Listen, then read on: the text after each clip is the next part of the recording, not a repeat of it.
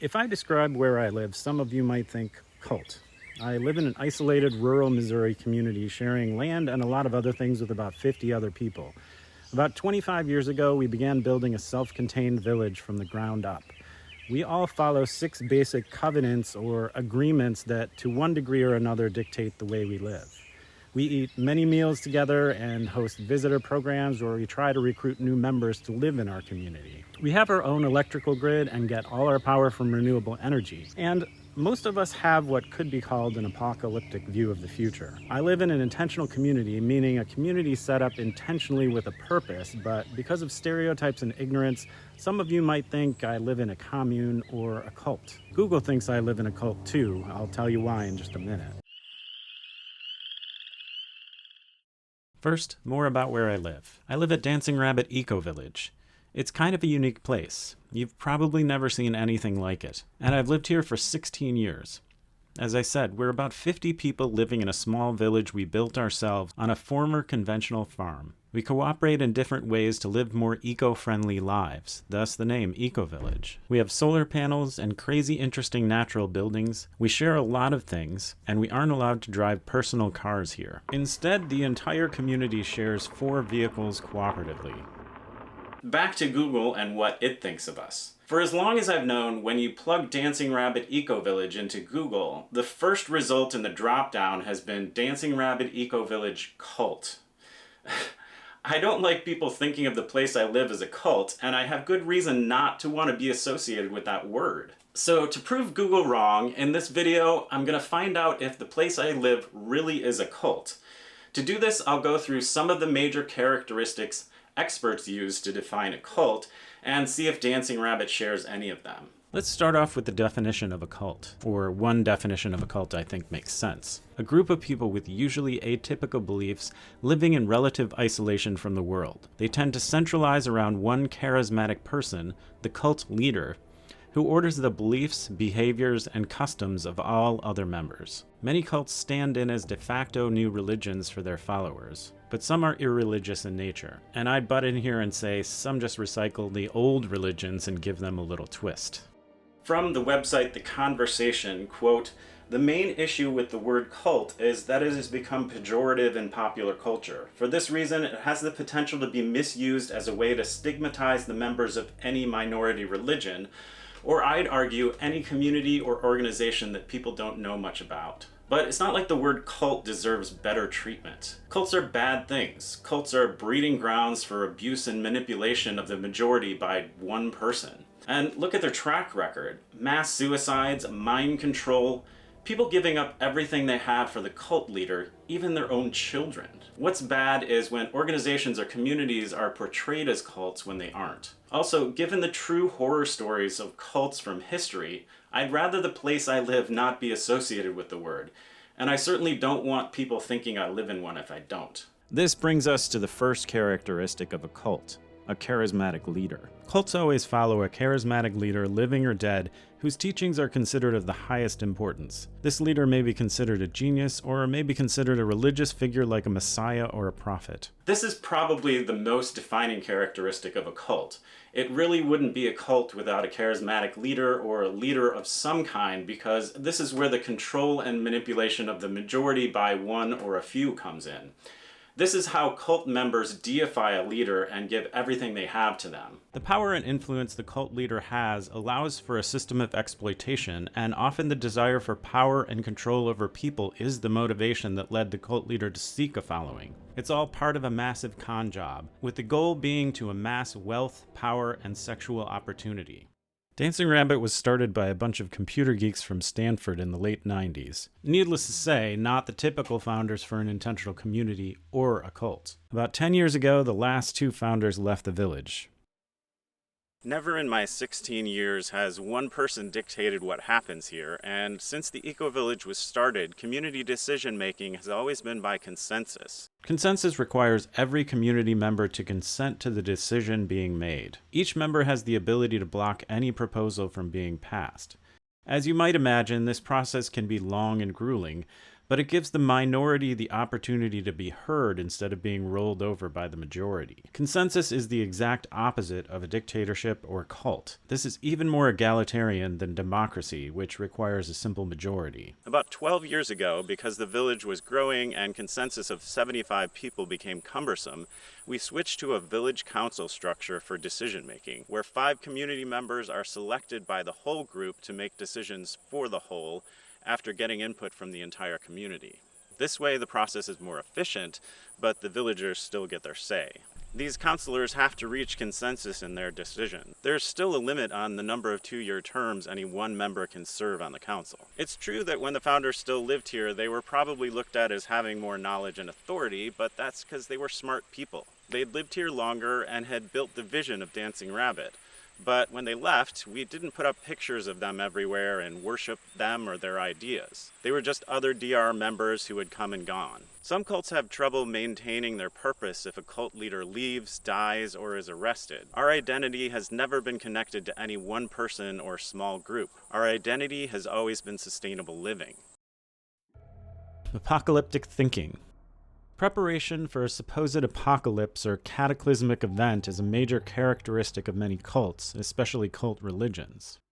Well, is knowing climate change is happening apocalyptic thinking? I would say in a way it is, but it's based on facts, not some crazy religious belief that a comet is coming and will mean the end of the world because the charismatic leader told us. And at Dancing Rabbit, we're encouraged to do everything we can to prevent the cataclysmic event from happening, and mass suicide isn't one of the suggested solutions. We aren't told to drink some Kool-Aid and let a comet bring us to another planet by poisoning ourselves. Climate change is a real thing, and we're all feeling the real effects of it. I learned about it almost 40 years ago, when it was more of a theory than a reality, and I've watched climate chaos come to pass and get much worse in the last few decades. It's not a religion, it's real. Climate change denial is based on belief, not reality.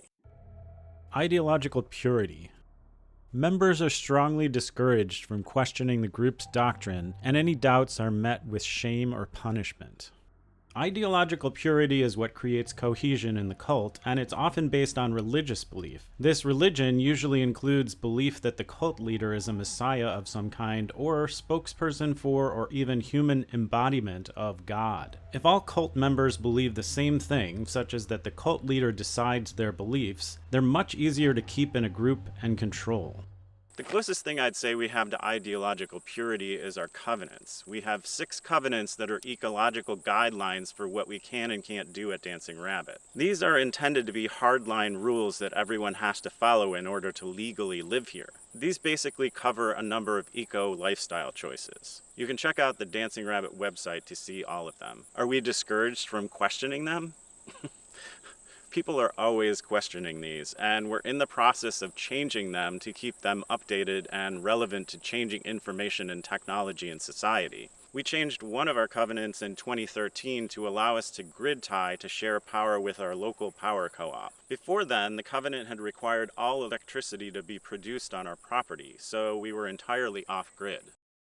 Do people get shamed for not following our covenants? To some degree, they are shamed, but we as a village rely on community members setting an example for others to keep everyone following the covenants. Shaming might come in the form of gossip or confronting someone about violation of a covenant, but these covenants apply to a very limited part of our lives. These are the 6 things we've decided as a community we will definitely do to ensure we live more sustainably. And if people don't want to follow the covenants, they usually will decide not to live in the community. All in all, I'd say there is no ideological purity. We do have ideological commonalities, but there are definite diversions among our members. Our recent conflicts during the pandemic about masking and vaccinations are a testament to the differences in thought in the village. So we have a limited ideology that's required. We all know when we move here what we're signing up for, and we don't have a lot of enforcement of our rules, so you might feel some judgment sometimes if you don't follow some rules. But we don't have a police force or punishments or fines. If you weren't following the 6 covenants, there would be grounds for your removal from the community because everyone signs an agreement to follow the covenants when they become members. Conformity and control. Cult leaders often exercise an extreme degree of control over members' lives, including dictating what they can wear and eat and what kinds of relationships they can have. Conformity is also enforced by group members who police one another. In most cults, religion can capture and hold people better than any real chains, rules, or coercion techniques. Cults attract people looking for guidance, looking for someone to dictate what they do in their lives because it makes things easier and gives them a purpose. It gives them a sense of belonging. After spiritually capturing vulnerable people, cult leaders take advantage of cult members financially, psychologically, and physically. They most likely will exploit the cult members for their wealth and abilities. They may exploit them sexually as well. And throughout all this, the cult leader will lead cult members to believe their intentions are pure, if not godlike. The same thing can happen in any church. Many Christian evangelical preachers have accumulated immense wealth by preaching some divine role they play and that their God favors them and wants them to be rich. One person having too much power and influence over thousands of people is a recipe for exploitation. As I said, we don't have a leader, but do we all act the same, think the same, believe the same things? And are there rules dictating these things enforced by group members? We don't have any village uniforms or outfits, but people don't usually dress in the latest fashion and have new clothes because we don't take part in the disposable fashion industry that so many people outside the community do. You can eat however you want, but if you eat in a kitchen co-op where a group of people share a kitchen and eat together, you might have to eat vegan and gluten-free because they tend to cook for the lowest common denominator. In other words, the person with the most restrictive diet. Our focus as a community is sustainable living, and most of our requirements relate to that when it comes to personal choices. If we didn't have these rules about sustainable living, we'd be just like every other town in the US and would be a poor model for sustainable living. And as I said in the previous section, policing is pretty much non-existent. So maybe a very mild form of conformity, but probably no more than any community anywhere. We do have karaoke nights pretty regularly, and I've definitely felt pressured to sing at those sometimes. Social isolation. It's common for people in cults to be encouraged to cut contact with outsiders, including close family members. By isolating cult members from other influences, it's much easier to control the information they get and thus control the cult. When everyone in the group believes the same thing and worships the same leader, they're less likely to question what they're being told, how they're being treated, or their own behavior. Add to that peer pressure or even strict rules dictated by the cult leader, and you have a system ripe for exploitation. We are isolated only in that we're located in the middle of nowhere in rural Missouri. That's not the same as forced social isolation that keeps you from having contact with past friends, family members, or anyone outside the community. And we located our community here because we wanted to be able to build our eco-village from the ground up using experimental building practices that would never be allowed in most parts of the country because of building codes. Our county in rural Missouri lacks building codes, so we don't have to seek approval from the local government in some extended, complicated process. We also wanted to be close to Sandhill, a neighboring intentional community that we've cooperated and shared a large community with ever since our founding. Degree of isolation really is up to the individual. The community in no way discourages people from having contact with anyone inside or outside the community, and the flow of people in and out of the community is free. People arrive all the time and people freely leave all the time, whether as visitors or as members going on a trip. We usually wish people didn't leave for good, but they do. That's one of the harder things about living here, making good connections with people and then having them leave the community. Us versus them mentality. Cult members are often encouraged to see the cult as superior to life on the outside and to feel that those outside the cult lack understanding or insight. Do we see our community as superior to life on the outside? Most people do, but this is by choice, not by brainwashing. People choose to stay at DR because of the life they've found here. It offers them things that the outside world can't. I explained this to myself in my 13 years in an eco-village video, Which you can check out here after you finish watching this video. Dancing Rabbit is also attractive for a multitude of other reasons. It's a community of like-minded people. We can see all the stars in the sky. There's no noise of the city, and we hear mostly sounds of nature. Everything is set up for us to live with 1/10 of the footprint of the average American without having to think about it. There's also more of a social connection in the community than is generally found in our society. Big cities and suburbs promote social isolation and individualism. Most people don't even know their neighbors. And life here in the eco-village is not a 9-to-5 work-a-day life that causes so much stress for people in the rest of the world. So are you surprised that people see it as superior? So this one is probably true, but our understanding of how community is better is based on science and fact, not in religious beliefs or supernatural thinking. We think the outside world is totally unsustainable and broken in fundamental ways, and we're creating a community that addresses what's broken. This is not cultish thinking. It's imagining a better world and creating it. And none of this positive attitude toward the community is forced on anyone through manipulation. Some don't like it here, and they leave if they don't. This life is definitely not for everyone.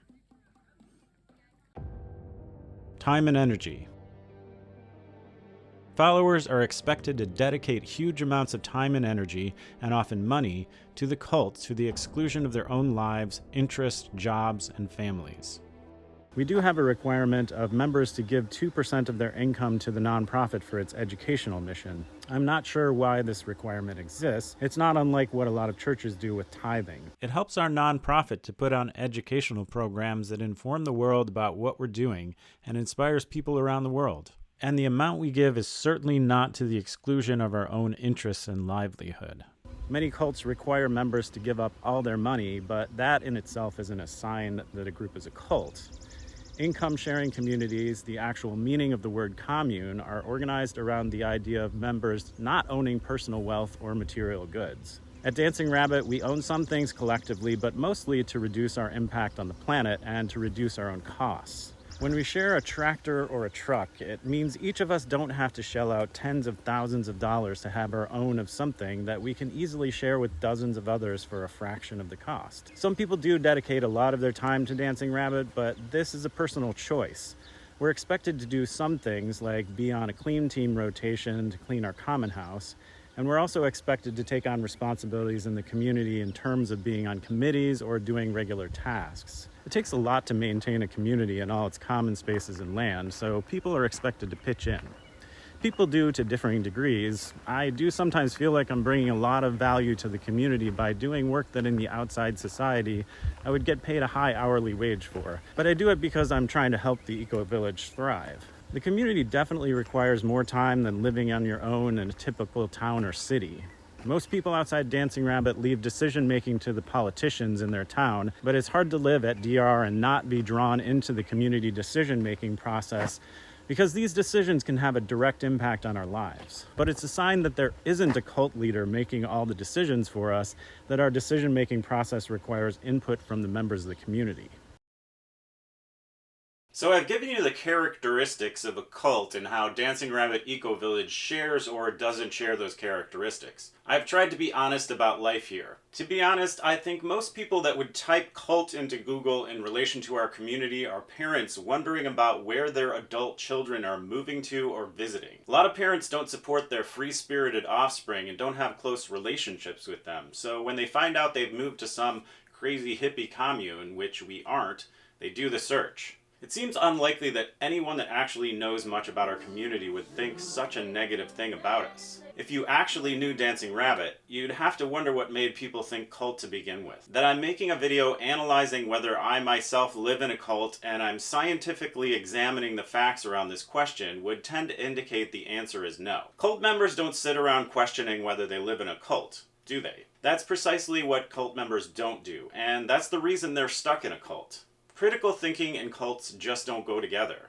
And they certainly don't make videos about their cult and post them on YouTube. So maybe next time you plug Dancing Rabbit Eco-Village into Google, you'll know whether to listen to the algorithm or listen to the story from someone who's lived here for almost 17 years. If you like this video, give it a thumbs up and subscribe if you aren't already a subscriber. Check out my Patreon if you want to become a patron and support the production of more videos like this. And thanks so much to my current patrons and anybody else who supports my channel. It's always inspiring to me when people come here to Dancing Rabbit and they've heard about my videos and they've learned about Dancing Rabbit through my videos. So thanks for your support over the years, and we'll see you next time.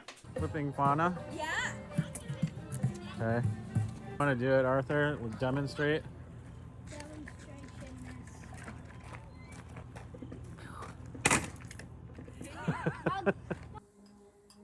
Demonstrations.